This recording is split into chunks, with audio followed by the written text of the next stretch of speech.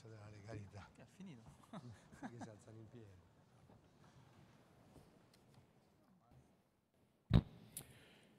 Monsieur le ministre de la Justice, Monsieur le Président, cher Cesare Felice Giuliani, Monsieur le Président de l'Union internationale du notariat, cher José Marqueño de Llano, Mesdames, Messieurs les représentants des hautes autorités, chères consoeurs, chers confrères, è un grande onore quale Presidente del Consiglio del Notariati dell'Unione Europea poter intervenire a questo congresso. Permettetemi innanzitutto di ringraziarvi per la calorosa accoglienza che mi avete riservato.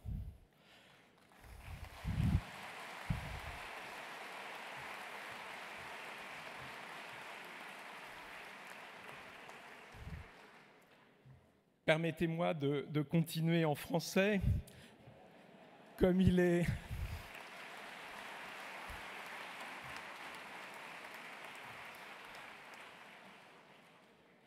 de coutume, il m'appartient d'apporter un éclairage européen aux débats nationaux qui vous animent.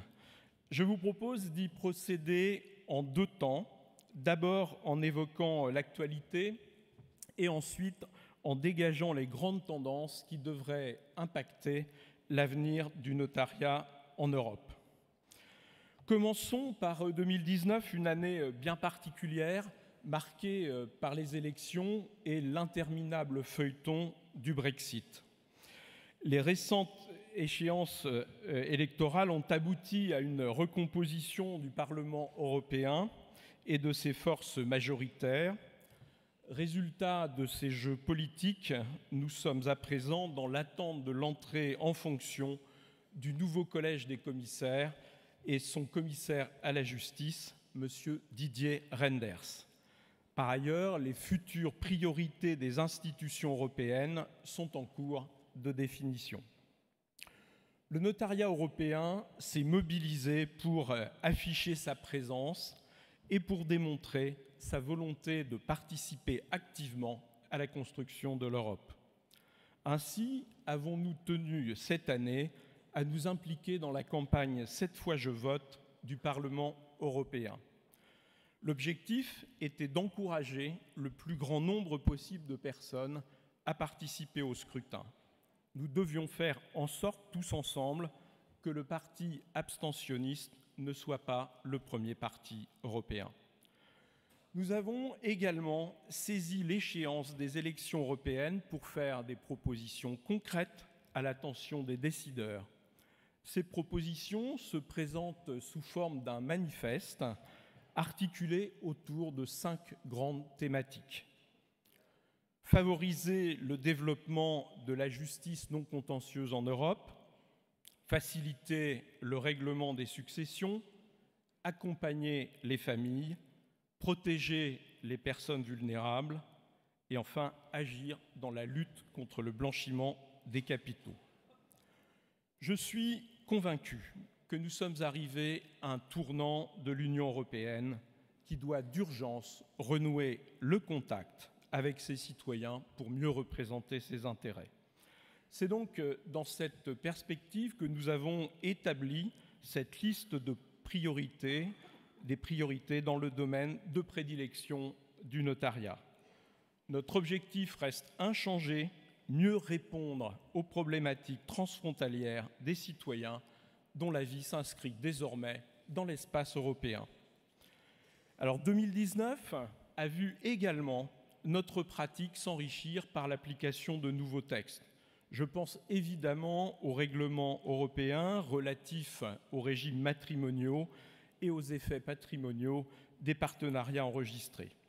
Entrés en application le 29 janvier dernier, dans le cadre d'une procédure de coopération renforcée impliquant 18 États, dont l'Italie. Je pense également aux directives européennes en matière de blanchiment des capitaux.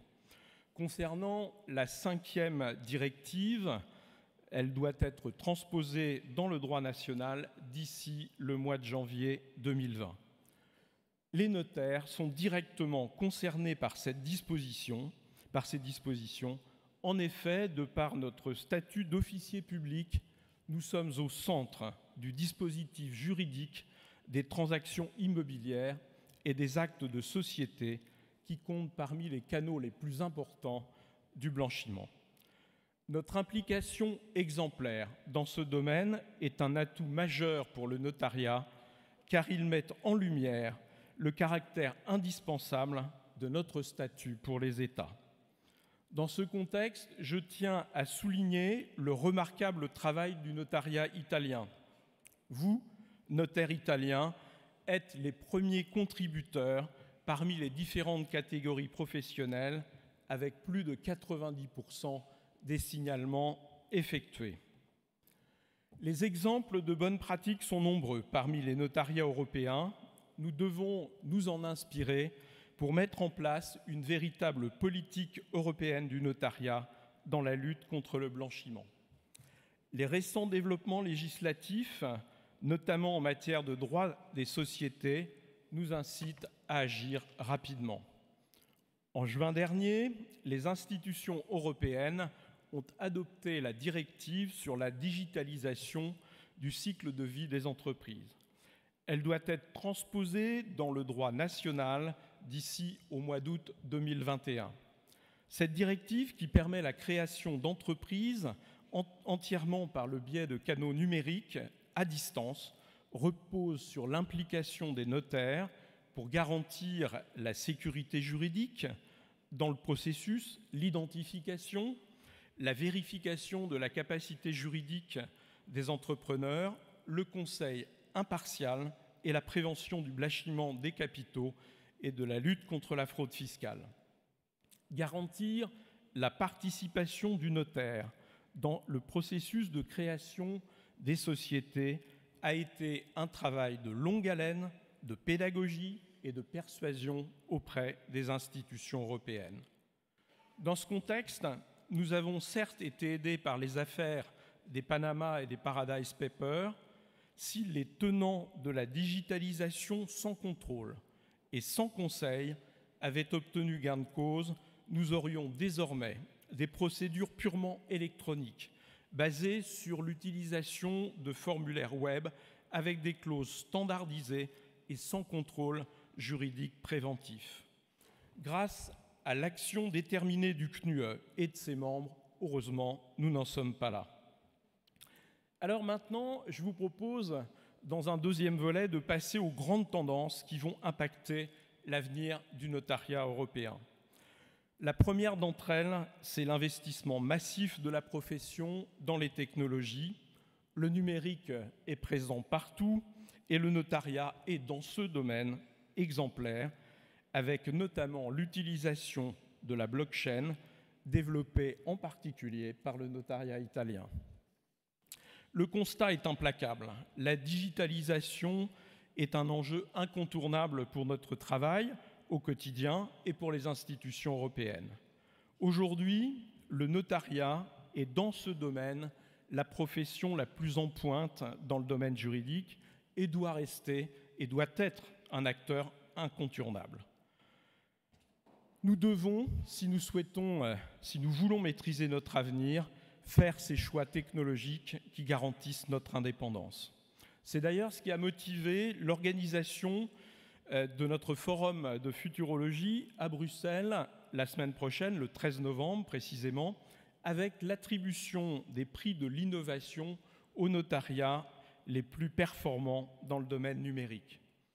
Le même jour, nous inaugurerons notre exposition au Parlement mettant en exergue à la fois les outils numériques des notariats et les actes historiques remarquables avec, par exemple, pour l'Italie, le testament de Giuseppe Verdi. Alors, notre objectif est double. D'abord, démontrer que notre profession a une longue histoire, mais aussi la capacité à se tourner vers l'avenir en adoptant les technologies les plus poussées. Deuxième objectif, adhérer à une des lignes directrices de la nouvelle Commission qui veut défendre la culture européenne en prouvant justement que nous faisons partie de l'histoire de l'Europe et de sa culture. C'est d'ailleurs, je le rappelle, en Italie, en Lombardie plus précisément, au XIIe siècle, que nous trouvons la trace du premier acte notarié. Alors, notre système de droit continental et la fonction notariale en sont évidemment les éléments indissociables.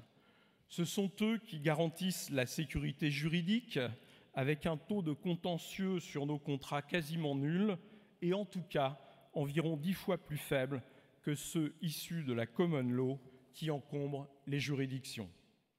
Ils permettent aussi la déjudiciarisation dont la vague n'en finit pas de s'étendre, en particulier dans le domaine du divorce, mais aussi dans certains pays du mariage, ce qui est plus heureux.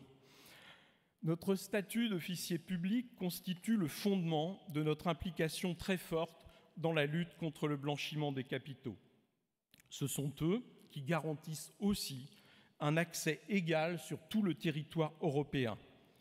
Un accès au droit égal, sur tout le territoire européen. Les 40 000 notaires et leurs 200 000 collaborateurs sont présents jusque dans les plus petits villages, là où il n'y a jamais eu d'avocat et là où le dernier café a fermé. Malheureusement, cela ne nous empêche pas de devoir faire face à un paradoxe. Alors que jamais la nécessité du recours à la fonction notariale n'a été aussi importante pour les États et nos concitoyens, notre profession continue à être attaquée par les ministères de l'économie et leurs bras armés, les autorités de la concurrence, dont nous savons qu'elles coordonnent leurs actions au niveau européen en se réunissant plusieurs fois par an. Alors, nous devons, nous aussi, répondre de manière coordonnée à ces attaques, et c'est évidemment une des missions majeures du CNUE. Nous devons dire avec force à nos interlocuteurs, ce que je ne manque jamais de faire, que si la fonction notariale se mérite, nos études sont longues, notre exercice exigeant. Si la fonction notariale nous oblige, elle doit aussi être respectée.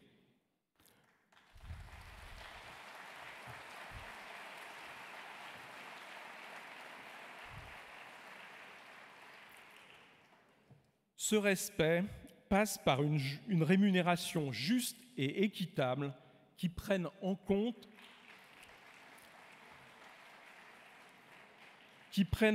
la totalité des paramètres qui composent nos prestations. Les notaires d'Europe assurent un service public juridique de proximité sans aucun coût pour la collectivité.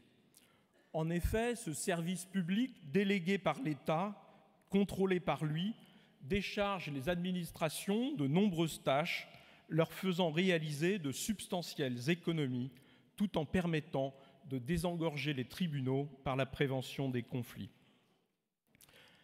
Dès lors, la question de la juste rémunération du notaire pour ses services se pose, que ce soit dans les pays où les tarifs sont fixés par l'État, comme dans les pays où les tarifs sont libres. Cette juste rémunération du notaire doit concilier deux exigences. Il faut assurer aux justiciables, pour certains actes, des faibles coûts, tout en garantissant aux notaires que les actes justement rémunérés compensent le manque à gagner de ceux accomplis à perte. Il faut assurer le maillage territorial tout en permettant pour les offices une rentabilité suffisante, y compris dans les régions les moins favorisées économiquement. À côté de ces deux exigences fondamentales, d'autres éléments doivent être pris en compte. Les notaires financent par eux-mêmes des investissements considérables dans les nouvelles technologies, améliorant fortement les échanges avec les services de l'État et leurs clients. L'acte notarié n'est pas une marchandise. Ce qui fonde la relation entre un client et son notaire n'est pas tant le coût de l'acte que la confiance que le client lui accorde. L'unicité du tarif sur l'ensemble du territoire garantit à chacun de nos concitoyens le libre choix du notaire sur le seul critère qui vaille pour notre profession, celui de la confiance.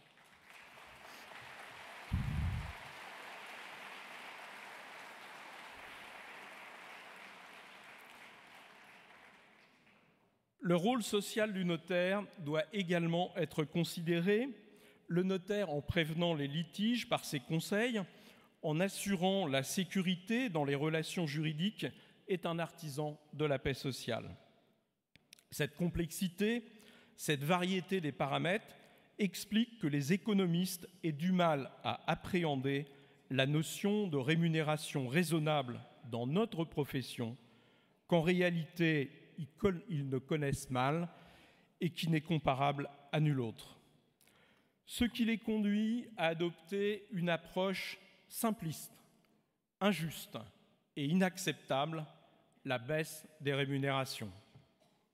Les notaires sont des professionnels libéraux exerçant une activité réglementée spécifique qui rend indispensable la réglementation du tarif, mais un tarif qui doit être juste.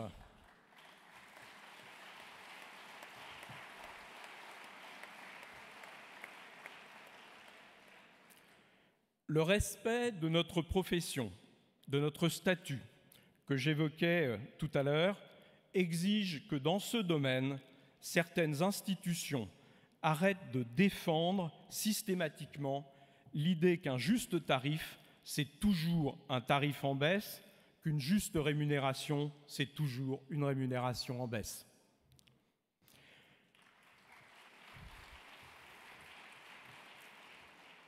Pour clôturer mon intervention, permettez-moi de rappeler que le CNUE est une formidable plateforme d'échange dotée d'outils contribuant à la mobilité des citoyens et favorisant la coopération entre les notaires européens.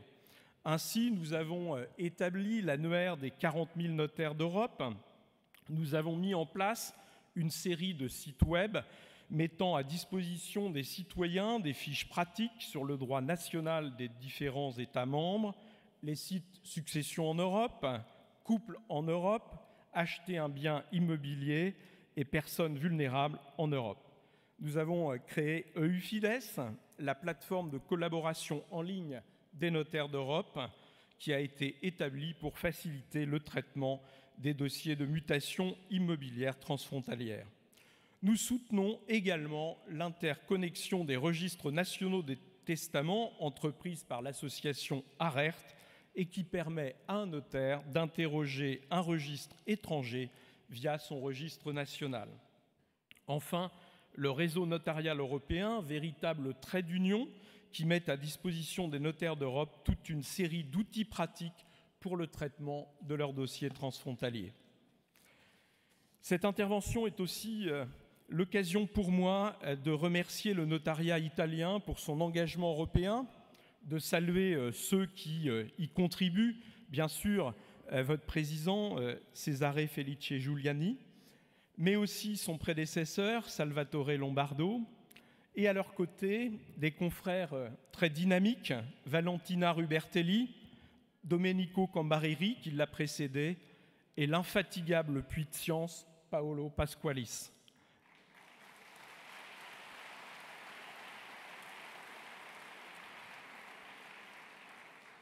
À tous, je veux dire mon amitié. Mesdames, Messieurs, en guise de conclusion, je souhaiterais affirmer qu'une Europe qui défend sa culture est une Europe qui doit mettre en œuvre une régulation maîtrisée en s'appuyant sur le notariat, profession présente sur tout le territoire, qui sécurise avec l'acte authentique et l'application d'un droit codifié.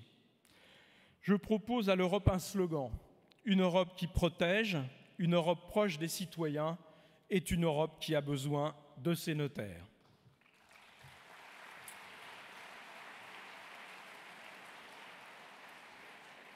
Mesdames, Messieurs, je vous remercie pour votre attention et je vous souhaite une bonne continuation dans vos travaux. Merci à tous. Merci.